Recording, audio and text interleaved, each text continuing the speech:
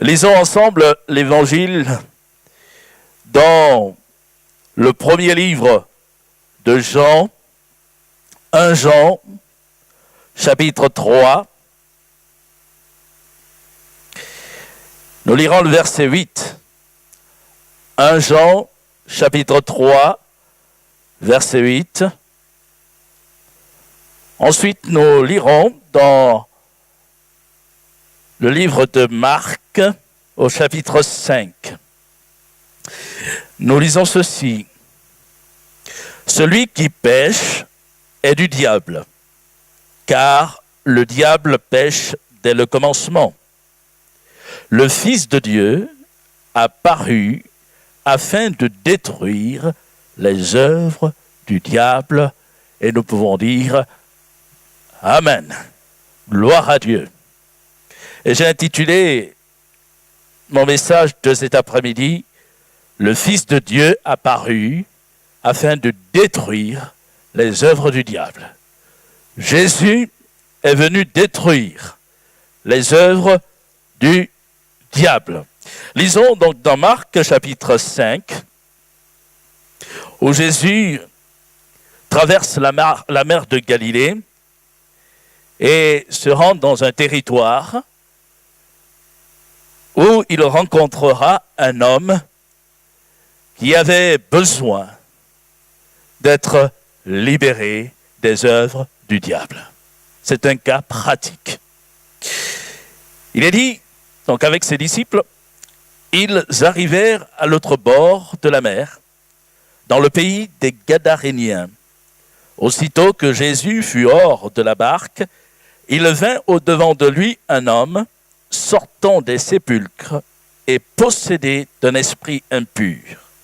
Cet homme avait sa demeure dans les sépulcres et personne ne pouvait le lier, même avec une chaîne, car souvent il avait eu les fers aux pieds et avait été lié de chaînes, mais il avait rompu les chaînes et brisé les fers, et personne n'avait la force de le dompter.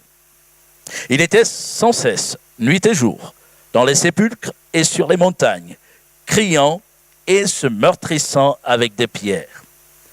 Ayant vu Jésus de loin, il accourut, se prosterna devant lui et s'écria d'une voix forte. « Qu'y a-t-il entre moi et toi, Jésus, fils du Dieu très haut? Je t'en conjure, au nom de Dieu, ne me tourmente pas. » Car Jésus lui disait, « Sors de cet homme, esprit impur. » Et il lui demanda, « Quel est ton nom? » « Légion est mon nom, lui répondit-il, car nous sommes plusieurs. Et il le priait instamment de ne pas les envoyer hors du pays. Il y avait là, vers la montagne, un grand troupeau de pourceaux qui paissaient, et les démons le prièrent, disant, « Envoie-nous dans ces pourceaux afin que nous entrions en eux. » Il le leur permit, et les esprits impurs entrèrent dans les pourceaux, et le troupeau se précipita des pentes escarpées dans la mer.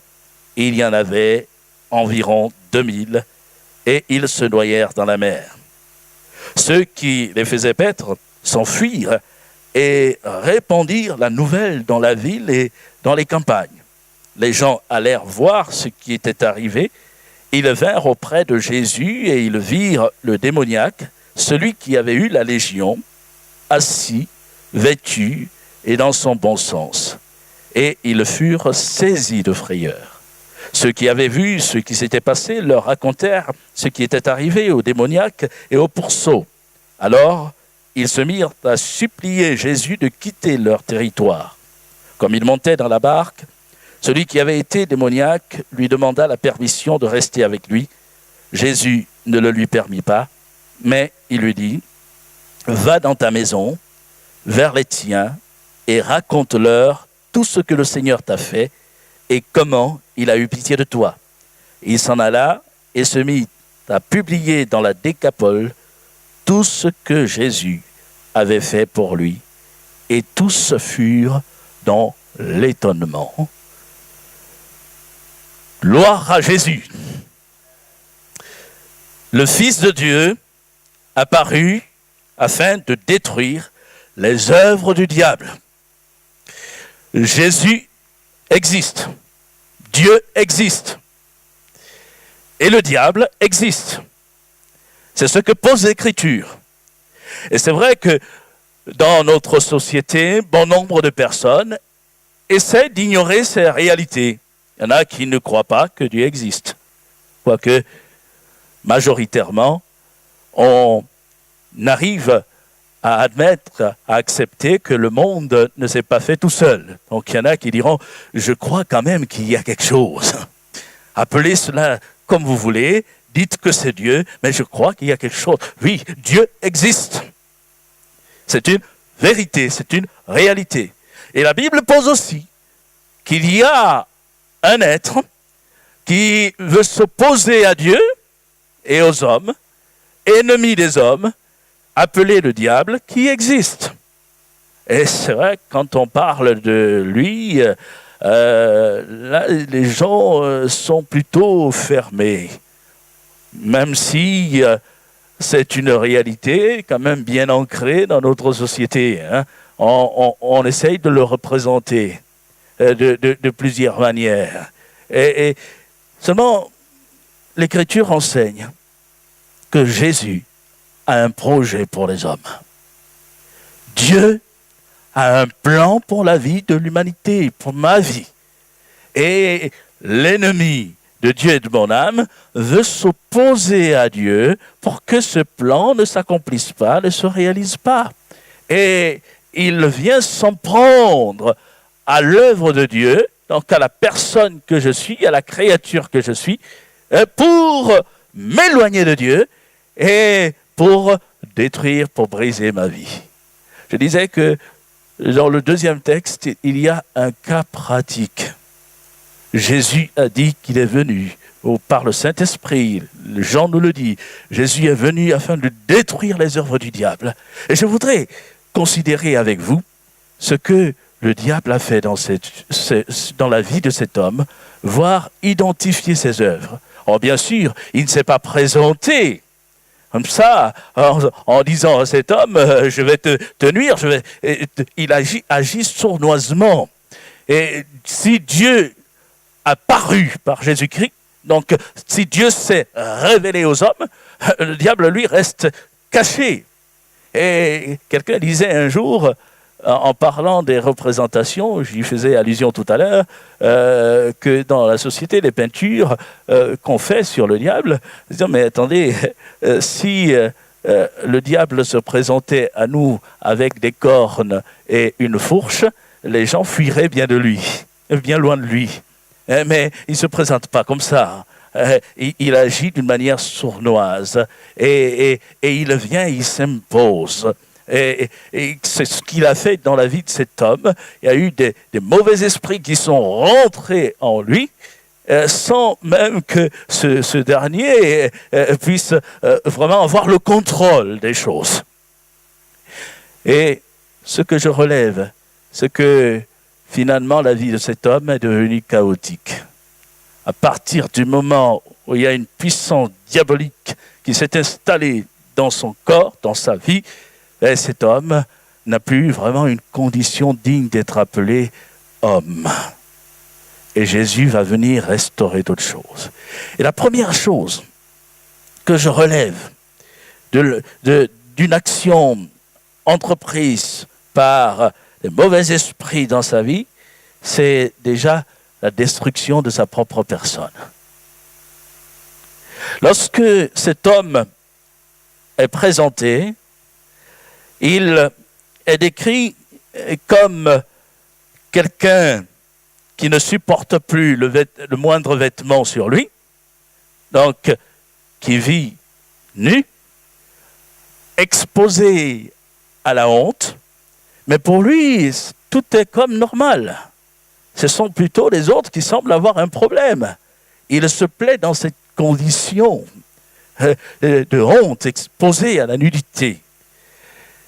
On relève qu'il passe le temps à crier, tantôt sur les montagnes, tantôt dans les sépulcres. Et dans l'évangile de Luc, où le même témoignage est rendu, il parlait des déserts. Et il est dit qu'il se meurtrissait avec des pierres, se taillait la peau avec des pierres. Et il y a là comme une action de destruction. Comment quelqu'un peut-il en arriver à haïr son corps à ce point-là? Il y a une action de destruction, une atteinte à sa propre personne, et c'est pas réellement la volonté de cet homme, mais c'est l'action destructrice du diable dans sa vie. Donc, on relève une destruction de la personne. On relève aussi qu'il y a une destruction des relations. Relations avec les membres de sa famille. Il est dit, cet homme avait sa demeure dans les sépulcres, ou sur les montagnes. Et à la fin de ce témoignage, on comprend qu'il a encore des membres de famille, puisque Jésus le renvoie dans sa famille. Mais les relations entre-temps ont été coupées, rompues, et cet homme n'a plus eu de partage avec les siens dans un cadre familial qui soit digne de ce nom. Et on voit que là aussi, l'œuvre de Satan, c'est cette destruction. Et combien de foyers, de familles se retrouvent détruites, brûlantes, parce que justement, il y a une action comme une action de sape dans les foyers. Dans ma propre famille, j'ai eu un oncle qui a détruit son mariage, son foyer, parce qu'il était lui aussi lié par des addictions. Et pour ce qui le concerne, c'était l'alcool. Il y avait ce lien. Un homme à l'apparence très gentil, mais derrière, il y avait cette souffrance, cette détresse. Sa femme, n'en pouvant plus supporter, a dû partir de la maison et la condition a été très douloureuse pour elle, pour les enfants. Il y a eu divorce, il y a eu séparation, divorce, et il y a eu beaucoup de douleur et de souffrance. Et jusqu'à sa mort, il s'est retrouvé dans cette condition seul. L'œuvre de l'ennemi. Dieu n'a pas voulu cela pour lui. Il aurait bien voulu s'en sortir, mais il était là comme pris au piège. Et cet homme s'est retrouvé dans une condition où il ne pouvait plus avoir des relations avec les siens. Et c'était là une action mauvaise, entreprise par le diable afin de le détruire. Je relève aussi la destruction de tout lien avec la société. Destruction quant à sa personne, destruction de liens familiaux, destruction quant aux liens avec la société, puisqu'il est dit personne ne pouvait plus. Personne. Personne ne pouvait plus le dompter. Même pas avec des chaînes, avec des fers. On relève quand même dans cette description, dans cette précision, que les autres devaient avoir peur de lui, se tenir en sa présence. Parce que s'il fallait essayer de le maîtriser en employant des chaînes, c'est qu'il faisait la terreur du coin. Et donc, il ne pouvait pas s'intégrer dans la société, dans une vie sociétale digne de ce nom. Et là, on voit encore quelle souffrance, quel isolement et quelle peine, quelle condition dans la vie de cet homme. Quant aux relations avec Dieu, dans la condition qui était la sienne, elles sont inexistantes. Et on peut relever que l'œuvre du malin, de l'ennemi de nos âmes, consiste à détruire toute relation avec Dieu. Et ce, dès le commencement, Dieu a créé l'homme pour qu'il ait une relation personnelle avec lui. Mais quand nous lisons le premier livre de la Bible, au chapitre 3, il est parlé d'un être qui va venir s'immiscer, s'interposer entre Dieu et l'homme afin de le séparer, d'éloigner l'homme de Dieu. Et c'est ainsi que le péché va rentrer dans le monde. Et à partir de ce moment-là, l'homme se trouve comme dans un mal-être profond, au point de ne plus pouvoir venir spontanément vers Dieu et de se cacher loin de la face de Dieu. Et aujourd'hui encore, beaucoup se cachent, se retrouvent loin de la face de Dieu. Mais, gloire à Dieu, l'Évangile nous enseigne que Dieu est venu vers nous. Jésus-Christ a paru. Jésus n'est pas resté éloigné des hommes. Jésus est venu nous rencontrer. Et je relève dans le récit que c'est Jésus qui a pris l'initiative de traverser la mer de Galilée, pour aller à la rencontre de cet homme. Et il n'y a eu qu'un contact, une œuvre puissante de sa part. Et on comprend de par la suite du témoignage, du récit, que Jésus a fait ce voyage exprès pour cet homme, puisque personne d'autre ne l'a accueilli favorablement. À la fin, on le supplie même de quitter le territoire.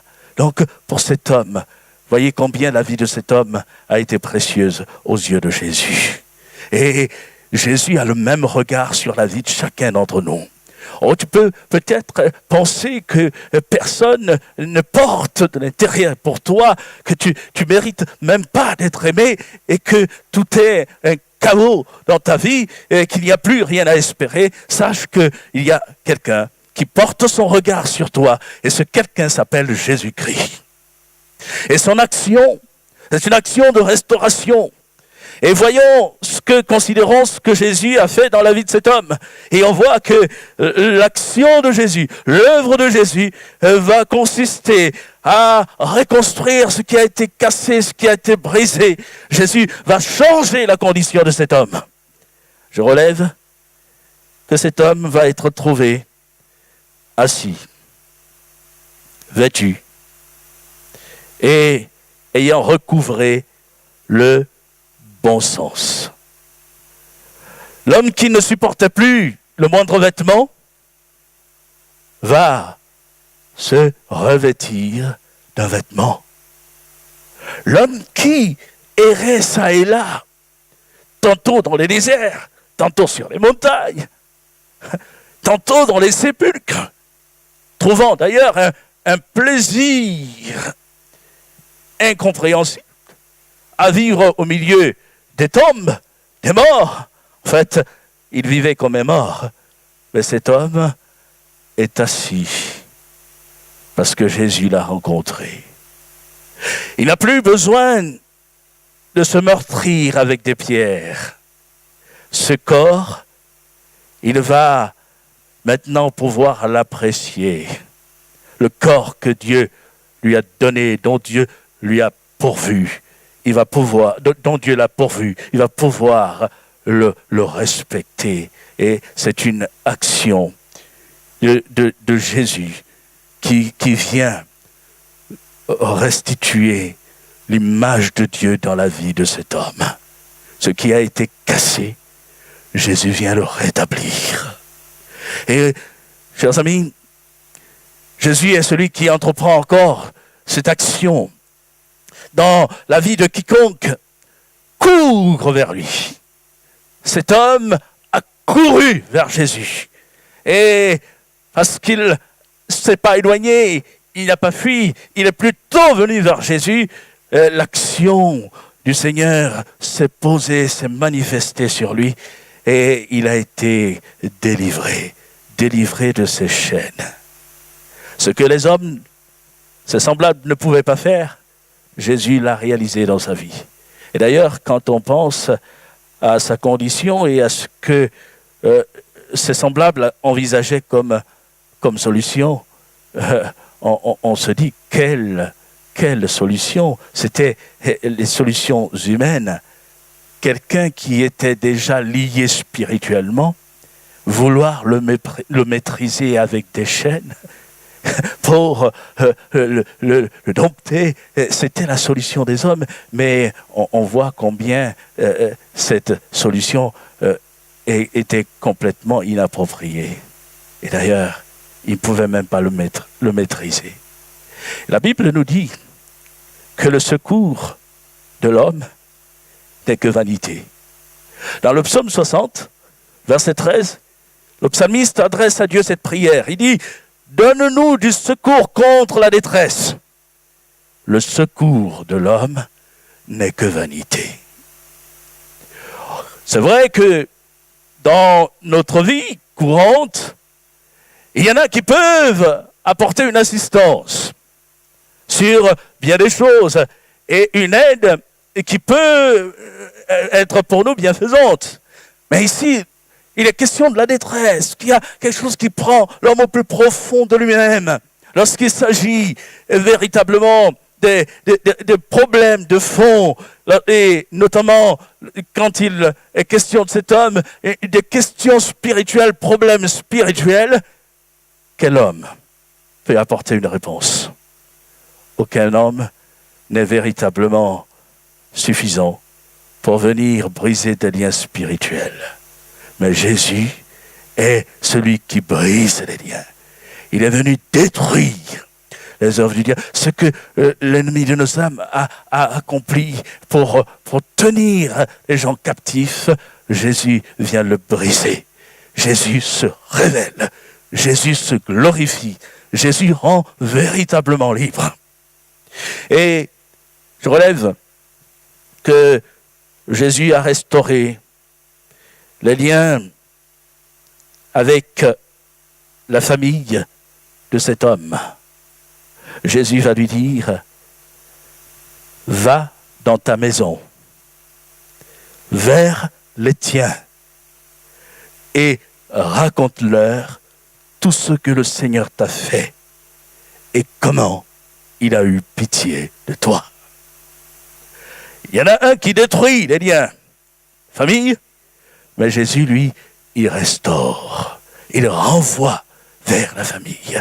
Parce que toute famille tire son nom de Dieu. C'est Dieu qui est le fondateur de la cellule familiale. C'est lui qui nous a créés.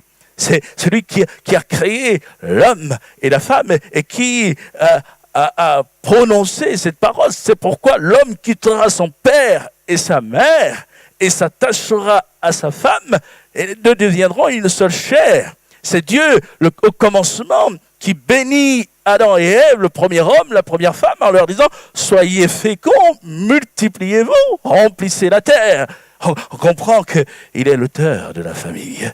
Et l'action de l'ennemi sape l'œuvre de Dieu, mais Jésus est venu tout rétablir. Je ne sais pas ce qu'il y a dans ta famille, et le témoignage que nous avons entendu tout à l'heure est aussi un encouragement à cet égard. Peut-être penses-tu que tout est détruit et il n'y a plus rien à espérer, mais on a vu des familles se tourner vers Jésus en commençant par un seul membre, et puis Dieu a tout rétabli, Dieu a tout restauré. En tous les cas, quand Jésus rentre dans une famille, c'est la paix qui s'installe dans la famille. Et croyez-moi, je sais de quoi je parle. J'ai vécu jusqu'à l'âge de 16 ans dans une famille où le mari et la femme se disputaient et parfois même ça allait jusqu'aux mains. Et croyez-moi, ce n'est pas toujours évident, c'est pas évident pour les enfants dans ce contexte-là. Mais quand Jésus est rentré dans notre maison, ma mère s'est convertie. 1 an plus tard, mon père s'est converti. Waouh, quelle paix dans la maison. C'était plus les mêmes personnes. Le Seigneur a changé leur vie. Jésus a changé leur cœur. Jusqu'au départ de ma mère, en 2013, une paix, une complicité entre eux. Jésus a rétabli toutes choses. Si les choses avaient évolué comme elles avaient commencé, je ne suis pas certain que ce foyer aurait tenu comme il l'a tenu jusqu'à la fin. Et Jésus rétablit. Il dit, va dans ta maison. Va. Raconte-leur. Dis-leur ce que j'ai fait dans ta vie. Le prince de la paix est rentré dans le cœur de cet homme. Et voyons que l'homme qui avait été coupé, qui s'était lui-même coupé par l'action destructrice de l'ennemi dans sa vie, va prendre l'initiative de repartir vers les siens. Et une œuvre comme de restauration, mais aussi de réconciliation, va être accomplie par Jésus. Je relève que Jésus a amené cet homme à rétablir les liens avec les membres de la société dans laquelle il se trouvait, puisque l'Écriture nous rapporte ceci, il s'en alla et se mit à publier dans la Décapole tout ce que Jésus avait fait pour lui. Et tous furent dans l'étonnement. Un homme changé, qui va évangéliser dans une dizaine de villes. Il va proclamer ce que Jésus a accompli dans sa vie. Et à chaque fois que je pense à ce qu'il a vécu, à ce qu'il a pu dire à ses semblables, je ne puis m'empêcher de reprendre les réalités décrites au début et puis appliquer le changement dans le témoignage de cet homme. C'est bien moi. Je vivais dans les sépulcres. Je me meurtrissais avec des pierres. Je n'avais plus de lien avec vous, même pas avec les membres de ma famille. J'étais là, habité par des mauvais esprits. Je vous faisais peur. Je me taillardais la peau avec des pierres. Je n'avais plus un toit. Je vivais parmi les morts, dans les sépulcres. Mais l'homme qui s'appelle Jésus de Nazareth est venu à ma rencontre. Il m'a délivré. Il a chassé les démons. Vous n'avez plus besoin d'avoir peur de moi. Regardez, je suis vêtu, je porte des habits comme vous. Je viens à vous. Alors que je ne supportais plus d'être en votre présence. Mais maintenant, je peux venir vers vous. Maintenant, je peux vous aimer. Maintenant, je peux vous annoncer Jésus-Christ, le Dieu qui sauve. Voilà ce que cet homme pouvait dire dans son témoignage. Parce que sa vie a été complètement changée. Jésus a brisé ses liens. Et Jésus a le pouvoir de briser tous les liens. Et comme je disais tout à l'heure, il y en a qui détruisent leur vie de plusieurs manières. Sans parler de possession démoniaque, parce que tous ne sont pas possédés, mais il y a une action de l'ennemi de nos âmes qui veut nous éloigner de Dieu, qui veut notre perte, notre ruine, et qui vient briser en nous ce lien qui doit nous pousser vers Dieu, et afin que nous nous retrouvions complètement seuls, mais que nous connaissions aussi la perdition éternelle. Jésus est venu pour que tout soit rétabli, la relation soit rétablie, le contact soit rétabli avec Dieu, premièrement. Voyez, Jésus fait les choses dans le bon ordre. Il a commencé par agir dans la vie de cet homme, non par rétablir une relation entre cet homme et lui. Cet homme a eu un contact personnel avec Dieu. Et à partir du moment où Dieu est entré dans sa vie, Dieu est venu au contact de sa personne, les choses ont été rétablies. Et il a pu trouver la paix en Dieu. Et il a pu aussi faire la paix avec ses semblables. Et il a fallu que Dieu rentre dans sa vie, que Jésus vienne dans sa vie. Et je disais tout à l'heure que dans sa condition première, Le lien avec Dieu était inexistant. Mais à partir du moment où Jésus vient à sa rencontre, le lien est rétabli. Et d'ailleurs, on relève que tous ont demandé, ont supplié Jésus de quitter leur territoire. Et au moment où Jésus montait dans la barque, il nous a précisé que cet homme lui demanda la permission de rester avec lui, donc la permission de le suivre. Lui, qui a vécu une expérience de délivrance au contact de Jésus, ne désire plus qu'une chose, être là où Jésus se trouve et vivre avec Jésus. Mais dans ce passage, il y a quelque chose de beau, c'est que Jésus ne va pas permettre à cet homme de le suivre physiquement. Pensez-vous pour autant que l'homme aura oublié ce que Jésus avait dans sa vie? Non, c'est inscrit en lui. Il y a ce changement. Mais en fait, ce que Jésus lui montre, c'est simplement que, où qu'il soit, dorénavant, Dieu est dans sa vie. Il est présent dans sa vie. Et Jésus veut rétablir toutes choses. Je me répète, je ne sais pas ce qu'est ta vie, quelle est ta situation, quelle est ta position. Mais Jésus, le Fils de Dieu, apparut afin de détruire les œuvres du diable. Et je voudrais relire ce texte d'introduction avec vous, tout simplement, où il est dit « Celui qui pêche est du diable ». Car le diable pêche dès le commencement. Le Fils de Dieu apparut afin de détruire les œuvres du diable. Ce texte nous exprime une réalité profonde pour chacun d'entre nous. On a pris un cas pratique, mais ce n'est qu'une image de ce qui se passe au plus profond des hommes. Il y a une œuvre de sape qui ternit l'image de Dieu en nous. Nous avons été créés à l'image de Dieu pour communiquer avec Dieu. Mais il est dit que le diable est venu péchant et entraînant l'homme dans le péché afin de l'éloigner de Dieu. Et Jésus est venu pour détruire ses œuvres. Donc Jésus est venu ôter le péché qui empêche l'homme d'avoir cette relation avec Dieu. Et aujourd'hui, nous pouvons avoir ce contact rétabli avec Dieu. De la même manière qu'il est intervenu dans la vie de cet homme, chassant les esprits qui s'étaient installés en lui pour rétablir les choses dans le bon ordre et permettre à Dieu d'avoir une place dans la vie de cet homme. Aujourd'hui, Jésus veut rétablir toutes choses dans ta vie en ôtant le péché qui a pris place dans ton cœur, dans ta vie. Il veut l'ôter parce qu'il est venu pour cela. Et pour l'ôter, Jésus a donné sa propre vie.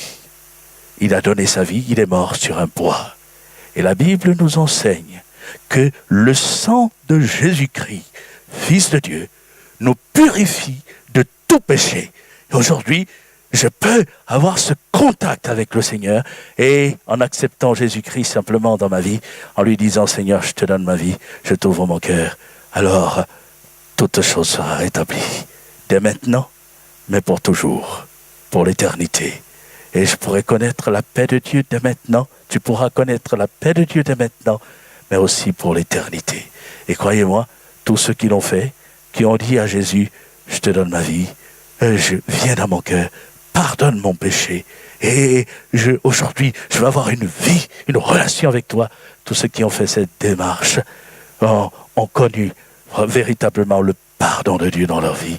Et ils ont connu la joie du salut, d'être sauvés, de la réconciliation avec Dieu, et ils peuvent avoir une relation quotidienne avec le Seigneur. Jésus n'est plus en chair sur la terre, mais il est dans nos cœurs. Il prend place dans notre vie, et il veut prendre place dans ta vie. Alors, dis-lui simplement, aujourd'hui, Seigneur, je reçois ton œuvre dans ma vie, et je me donne à toi. Je te prie vraiment de rétablir toutes choses. Je reconnais que dans ma vie, il y a des choses qui ne vont pas. Tout à l'heure, notre sœur Audrey, dans son témoignage, parlait de cela, ce vide profond en elle que seul Dieu pouvait combler. Et quand Jésus est entré dans sa vie, ce vide a été comblé, véritablement. Et c'est ce qui a été fait pour Audrey, ce qui a été fait pour bon nombre d'entre nous. Jésus veut le faire pour tous. Car Dieu a tant aimé le monde, nous dit la Bible, qu'il a donné son Fils unique. Le monde, c'est moi. Le monde, c'est chacun d'entre nous. Et celui qui est venu, qui a paru, veut faire cette œuvre, une œuvre éternelle pour la vie, pour l'éternité, pour le salut dans ta vie, dans ton âme. Et il veut te guérir dès maintenant. Nous allons courber nos fronts, nous allons prendre le temps de prier ensemble, invoquer la personne de Jésus. Et en toute simplicité, de là où nous sommes, nous pouvons invoquer Jésus. Seigneur, viens dans ma vie. Seigneur, pardonne mon péché. Seigneur, que ton œuvre soit faite en moi. Je veux connaître la paix avec Dieu. Je veux connaître la paix dans mon foyer. Me réconcilier avec les miens. Je veux connaître la paix où que je me trouve. Et que ma vie soit dorénavant conduite par toi et remplie de ta présence. Et Seigneur, qu'il en soit ainsi.